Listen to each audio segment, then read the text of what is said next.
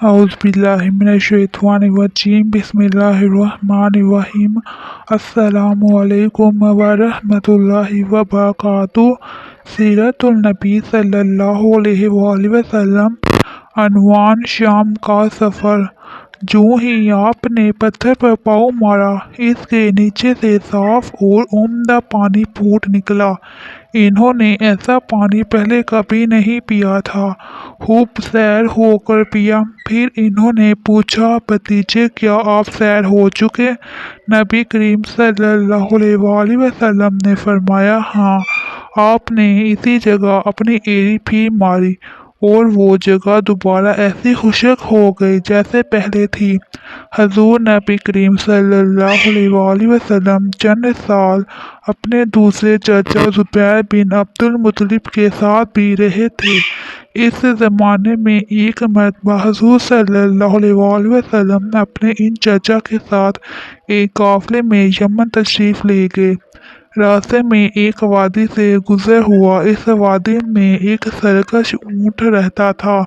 गुजरने वालों का रास्ता रोक लेता था, मगर जो ही इसने नबी करीम को देखा तो फौरन बैठ गया और ज़मीन से अपनी छाती रगड़ने लगा। आप अपने ऊँट से उतरकर इस पर सवार हो गए। अब वो ऊँट आपको लेकर चला और वादी के पार तक ले गया। इसके बाद आपने इस ऊँट को छोड़ दिया। ये काफिला जब सफर से वापस लौटा तो एक ऐसी वादी से इसका गुजर हुआ जो तूफानी पानी से भरी हुई थी। पानी मौजें मार रहा था। ये देखकर आपने काफिले वालों से फरमाया, मेरे पीछे पीछे आओ। फिर आप इत्मीनान से वादी में दाखिल हो गए। बाकी लोग भी आपके पीछे थे।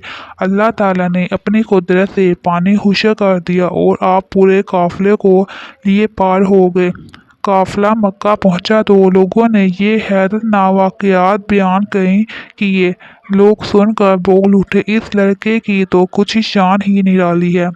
इब्ने हशाम लिखते हैं, बनु लहब का एक शख्स बहुत बड़ा क़ियाफ़ाशनास था, यानी लोगों की शक्ल सूरत देखकर इनके हालात और मुस्तकबिल के बारे में अंदाज़ा लगाया करता था। मक्का आता तो लोग अपने बच्चों को इसके पास लाते। वो इन्हें देखकर इनके बारे में बताता था। एक बार ये आया तो अबू तालिब आपको भी इसके पास ले गए और इस वक्त आप भी नौ उम्र लड़के ही थे। क़ियाफ़ाशनास ने आपको एक नज़र देखा, फिर दूसरे बच्चों को देखने लगा। फारूक होने के बाद इसने कहा, इस लड़के को मेरे पास लाओ।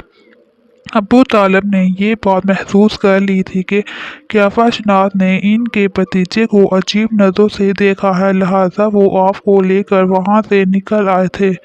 जब क़ियाफ़ाशनास को मालूम हुआ कि आप वहाँ मौजूद नहीं हैं तो वो चीखने लगा, तुम्हारा बुरा हो, इस लड़के को मेरे पास लाओ जिसे मैंने अब भी देखा है।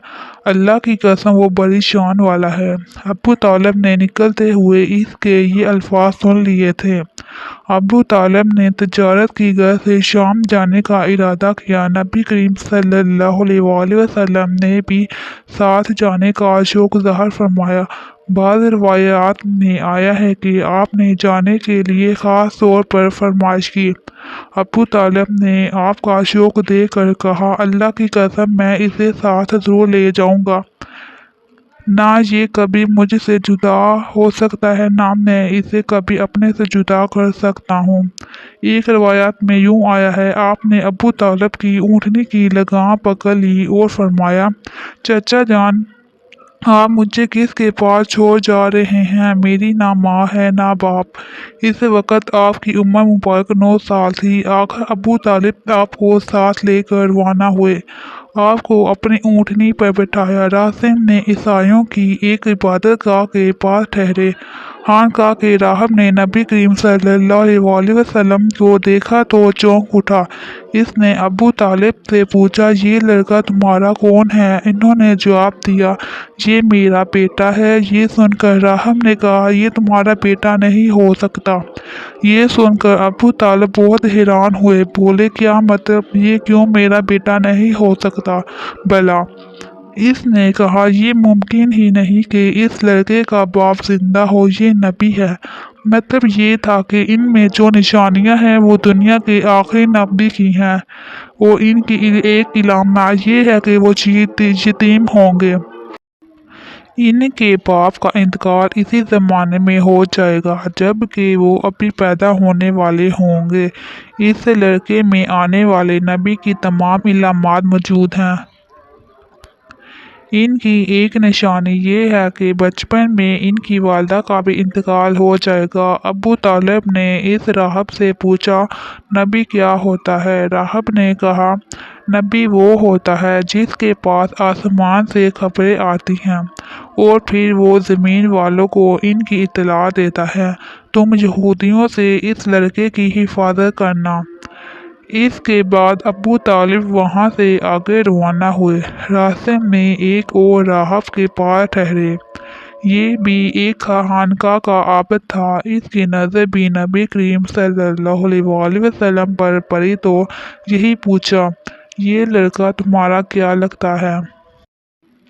ابو طالب نے اس سے بھی یہی کہا، یہ میرا بیٹا ہے۔ راہب نے یہ سن کر بولا، یہ تمہارا بیٹا نہیں ہو سکتا، اس کا باپ زندہ ہو ہی نہیں سکتا۔ ابو طالب نے پوچھا، وہ کیوں؟ راہب نے جواب میں کہا، اس لیے کہ اس کا چہرہ نبی کا چہرہ ہے، اس کی آنکھیں ایک نبی کی آنکھیں ہیں، یعنی اس نبی جیسی جو آخری امت کے لیے بھیجے جانے والے ہیں۔ ان کی علامات پرانی آسمانی کتابوں میں موجود ہیں۔ اس کے بعد یہ قافلہ روانہ ہو کر بصرہ پہنچا۔ یہاں بحیرہ نام کا ایک راہب اپنی خانقاہ میں رہتا تھا۔ اس کا اصل نام جربیس تھا۔ بحیرہ اس کا لقب تھا۔ وہ بہت زبردست عالم تھا۔ حضرت عیسیٰ علیہ السلام کے زمانے سے اس خانقاہ کا راہب نسل در نسل یہ عالم فاضل خاندان ہی چلا آ رہا تھا۔ اس طرح اس زمانے میں اس کا سب سے بڑا عالم بحیرہ ہی تھا۔ قریش کے لوگ اکثر بحیرہ کے پاس سے گزرا کرتے تھے، مگر اس نے کبھی ان سے کوئی بات نہیں کی تھی۔ مگر اس بار اس نے قافلے میں آپ کو دیکھ لیا تو پورے قافلے کے لیے کھانا تیار کروایا۔ بحیرہ نے یہ منظر بھی دیکھا کہ نبی کریم صلی اللہ علیہ وآلہ وسلم پر ایک بدلی سایہ کیے ہوئے تھی۔ جب یہ قافلہ ایک درخت کے نیچے آ کر ٹھہرا تو اس نے بدلی کی طرف دیکھا، وہ اب اس درخت پر سایہ ڈال رہی تھی۔ اور اس درخت کی شاخیں اس طرف جھک گئی تھیں جدھر نبی کریم صلی اللہ علیہ وآلہ وسلم موجود تھے۔ اس نے دیکھا بہت سی شاخوں نے آپ کے اوپر چمکتا سا کر لیا تھا۔ اصل میں ہوا یہ تھا، جب نبی کریم صلی اللہ علیہ وآلہ وسلم اس درخت کے پاس پہنچے تو قافلے کے لوگ پہلے ہی سایہ دار جگہ پر قبضہ کر چکے تھے۔ اب آپ کے لیے کوئی سایہ دار جگہ نہیں بچی تھی۔ چنانچہ آپ جب دھوپ میں بیٹھے تو شاخوں نے آپ کا رخ تبدیل کر لیا اور آپ کے اوپر جمع ہو گئے۔ اس طرح آپ مکمل طور پر سائے میں ہو گئے۔ بحیرہ نے یہ منظر صاف دیکھا تھا۔ آپ کی یہ نشانی دیکھ کر اس نے قافلے والوں کو پیغام بھجوایا، اے قریشیوں، میں نے آپ کے لوگوں کے لیے کھانا تیار کروایا ہے۔ میری خواہش ہے کہ آپ تمام لوگ کھانا کھانے آئیں، یعنی بچے، بوڑھے اور غلام سب آئیں۔ بحیرہ کا یہ پیغام سن کر قافلے میں سے ایک نے کہا، اے بحیرہ، آج تو آپ نیا کام کر رہے ہیں۔ ہم تو اکثر اس راستے سے گزرتے ہیں، آپ نے کبھی دعوت کا انتظام نہیں کیا، پھر آج کیا بات ہے؟